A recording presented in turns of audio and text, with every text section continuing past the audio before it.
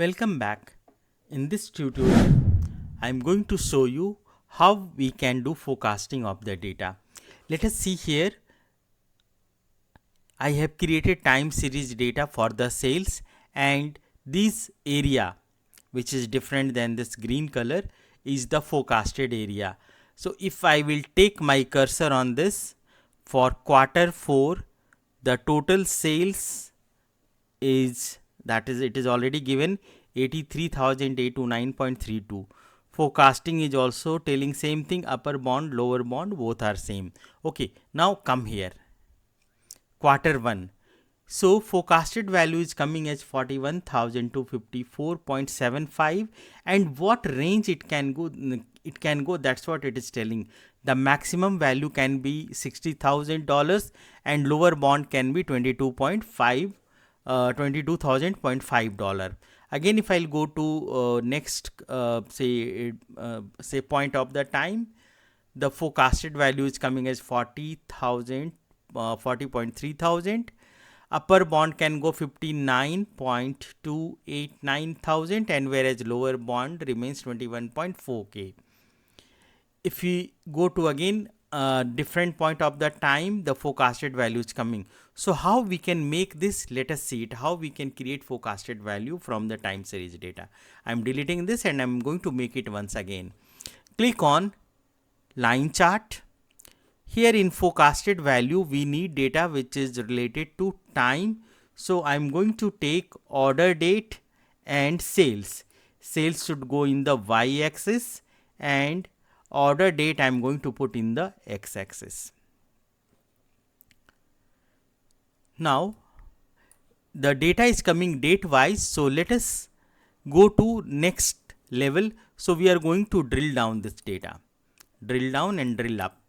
So drill up so that we can go for the level of quarters. So for different years in different quarters data are visible now. Fine.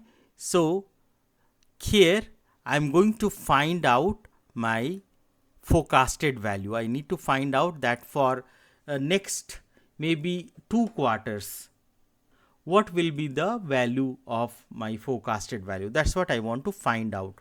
So in order to do forecasting, what we are required to do, click on your time series data, click on this analyze button.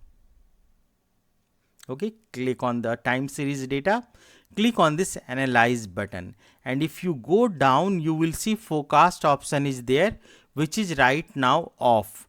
Make it on. Click on this and see the forecasted value come, but it should come according to our own requirements. So expand these different functionalities of the forecasting, and units it is asking points.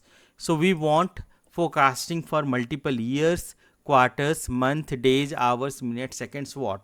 So suppose I want right now for maybe 8 months, right? So click on months.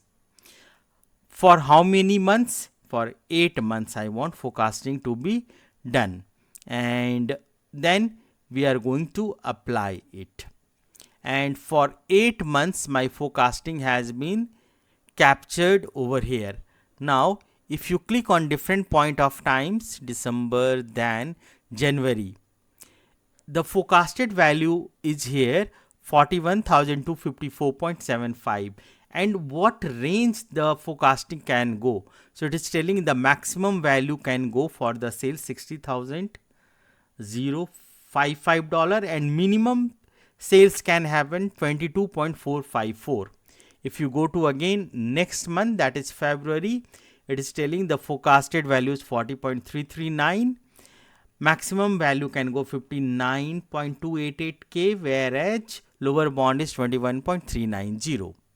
Again, if we go to March month, the forecasted value is 68,444.20. Upper bound can go till 87,000 and lower bound is 49,000, and then April and so on. So as for different quarters, sales are going up from first quarter till the fourth quarter, like that it is able to understand the pattern in the data, and it has given us the forecasting based on months. Now if we want the forecasting to be done in terms of say quarters, click on quarters, and for how many quarters we want say 5 quarters. Fine.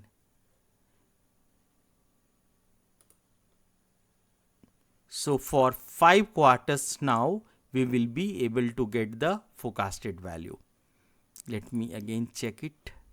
This one, forecast is on, and we want for quarters.